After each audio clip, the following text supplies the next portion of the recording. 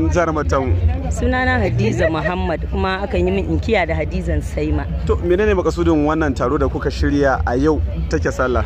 Wato mu yan kewan mun shirya wannan taro ne a wannan karamar sallah domin mu taya junan mu murna farin cikin karamar sallah tare da masoya ga baki daya. Mu taya juna murna mu haɗu mu ci mu sha mu yi nishadi. To da an san matan Kannywood ba su da kungiya sai kuma yanzu aka kun yi kungiya, akwai dalilin da ya janyo kuka kafa wannan kungiyar haka?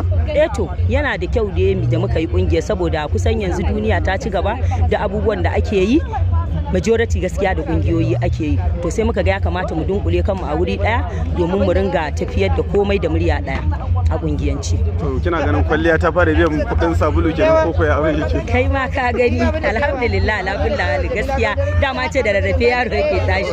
Insha Allah a hankali za a je inda ake so a je. To muna godiya jiya. To ni ma na gode. Sakon ki ga masoyanki kuma fa a karshe. Ina taya masoyana murnar karamar sallah da muka ganta da rai da lafiya, waɗanda suka mutu Allah ya ji kansu, marasa lafiya kuma Allah ya ba su lafiya, waɗanda muke da lafiya kuma ina taya su murnar karamar sallar nan. Allah sa a yi bikin sallah lafiya a gama lafiya. Amin amin, muna godiya da Freedom Radio. Yawa.